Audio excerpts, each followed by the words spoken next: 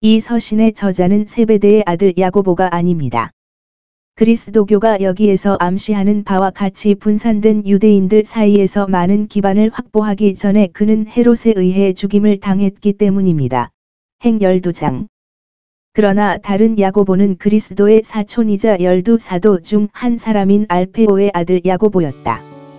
그는 기둥이라고 불리며 그의 이 편지는 기초석을 풀지 않고는 논쟁의 여지가 없습니다. 일반 서신이라고 불리는 이유는 일부 사람들이 생각하는 것처럼 특정 사람이나 교회를 향한 것이 아니라 우리가 회람 서신이라고 부르는 것과 같은 것이기 때문입니다. 다른 사람들은 이것을 이냐시오, 바나바, 폴리캅 및 원시 시대에 기록되었지만 교회에서 일반적으로 받아들이지 않은 다른 사람들의 서신과 구별하는 것을 일반 또는 가톨릭이라고 생각합니다. 이다. 유세비우스는 이 서신이 일반적으로 다른 가톨릭 서신들과 함께 교회에서 읽혔다고 말합니다. 우리의 저자인 야고보는 그의 위대한 경건함으로 의인이라고 불렸습니다. 그는 다른 사람들에게 강요하는 은혜에 탁월한 본보기였습니다. 그는 그의 정의, 절제, 헌신으로 매우 존경받았기 때문에 유대 역사가 요세푸스는 그것을 예루살렘 멸망의 원인 중 하나로 기록하고 있습니다. 이것은 그토록 거룩하고 훌륭한 사람이 쓴 것에 대해 더 큰 관심을 갖기 위해 언급된 것입니다. 이 서신이 기록된 시기는 불확실하다. 그것의 의도는 믿음과 매너 모두에서 그들의 큰 타락에 대해 기독교인들을 책망하는 것입니다. 그리고 모든 실제적인 경건의 파괴를 위협하는 그러한 방종한 교리의 확산을 방지하기 위해 또한 이 서신의 저자는 그들에게 닥칠 심판의 위대함과 가까움을 유대 민족에게 깨우쳐 주는 것이 특별한 의도였습니다. 그리고 그들이 직면할 수 있는 재난과 박해 아래에서 그들의 의무를 수행하는 모든 참 그리스도인들을 지원하기 위해 제시된 진리는 매우 중요하며 유지해야 합니다. 그리고 여기에 언급된 것과 같은 실행 규칙은 우리 시대와 이전 시대에 준수되어야 하는 것과 같습니다. 그리고 그들이 직면할 수 있는 재난과 박해 아래에서 그들의 의무를 수행하는 모든 참 그리스도인들을 지원하기 위해 제시된 진리는 매우 중요하며 유지해야 합니다. 그리고 여기에 언급된 것과 같은 실행 규칙은 우리 시대와 이전 시대에 준수되어야 하는 것과 같습니다. 그리고 그들이 직면할 수 있는 재난과 박해 아래에서 그들의 의무를 수행하는 모든 참 그리스도인들을 지원하기 위해 제시된 진리는 매우 중요하며 유지해야 합니다. 그리고 여기에 언급된 것과 같은 실행 규칙은 우리 시대와 이전 시대에 준수되어야 하는 것과 같습니다. 비문과 인사말 후에 그리스도인들은 십자가 아래 있을 때 어떻게 행동해야 하는지를 배웁니다. 몇 가지 은총과 의무가 권장됩니다. 그리고 여기에서 사도가 지시한 대로 그들의 시련과 고난을 견디는 사람들은 축복받은 자로 선언되고 영광스러운 보상을 보장받습니다. 그러나 고통을 초래하는 죄 또는 사람들이 그 아래 책임져야 할 연약함과 결점은 결코 죄의 창시자가 되지 않으시고 모든 선의 창시자이신 하나님께 전가될 수 없습니다. 모든 정욕과 성급한 분노와 사악한 애정을 억제해야 합니다. 하나님의 말씀을 우리의 주된 연고 대상으로 삼아야 하며 우리가 듣고 아는 것을 주의하여 실천해야 합니다. 그렇지 않으면 우리의 종교는 헛된 것이 될 것입니다. 여기에 순수한 종교가 포함된 설명이 추가됩니다. 우리는 여기에 세 부분으로 구성된 이 서신의 비문이 있습니다.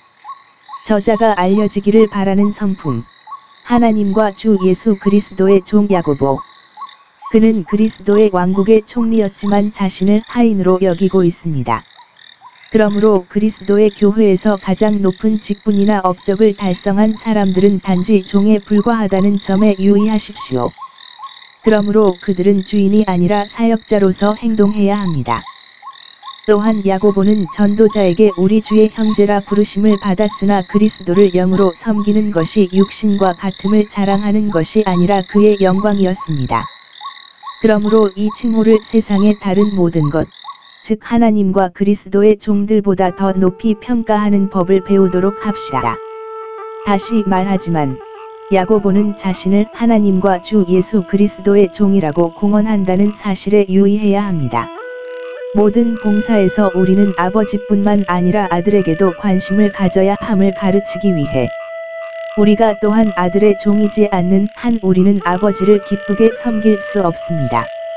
하나님께서는 모든 사람이 아버지를 공경하는 것 같이 아들을 공경하게 하실 것이며 요 5시 23분 그리스도 안에서 받아들여짐과 그의 도우심을 구하고 모든 순종을 그에게 양보하여 예수 그리스도를 주로 시인하여 영광을 위하여 하나님 아버지의 사도는 여기에서 그가 편지를 쓰는 사람들의 상태를 언급합니다. 흩어져 있는 12지파. 어떤 사람들은 스데반의 박해로 인한 흩어짐을 이해합니다. 행 8장. 그러나 그것은 유대와 사마리아에만 해당됩니다. 흩어진 유대인들에 의한 다른 사람들은 아수르, 바빌론, 이집트, 그리고 그들의 전쟁으로 그들을 몰아갔던 다른 왕국들에 있었던 사람들을 이해합니다. 12지파 중 10지파 중 가장 큰 부분이 포로로 잡혀갔습니다. 그러나 모든 부족 중 일부는 보존되었으며 여전히 12개 부족의 고대 스타일로 존경받고 있습니다. 그러나 이들은 흩어지고 흩어졌다. 자비로 흩어졌습니다. 구약 성경을 가지고 계시는 하나님의 섭리를 따라 여러 나라에 흩어져서 하나님의 계시의 빛을 전파하게 하셨습니다. 그들은 이제 분노로 흩어지기 시작했습니다. 유대 국가는 정당과 파벌로 무너지고 있었고 많은 사람들이 이제 그들에게 너무 뜨거워져서 고국을 떠나야 했습니다. 그들 가운데 선한 사람들도 공동 재난에 동참했습니다. 이 흩어진 유대인들은 기독교 신앙을 받아들인 사람들이었다. 그들은 박해를 받았고 다른 나라에서 피난처를 찾아야 했습니다. 이방인들은 유대인들보다 그리스도인들에게 더 친절했습니다. 여기에서 주목하십시오. 하나님의 자신의 지파들도 해외로 흩어지는 경우가 많습니다. 모임의 날은 시간의 끝을 위해 예약되어 있습니다.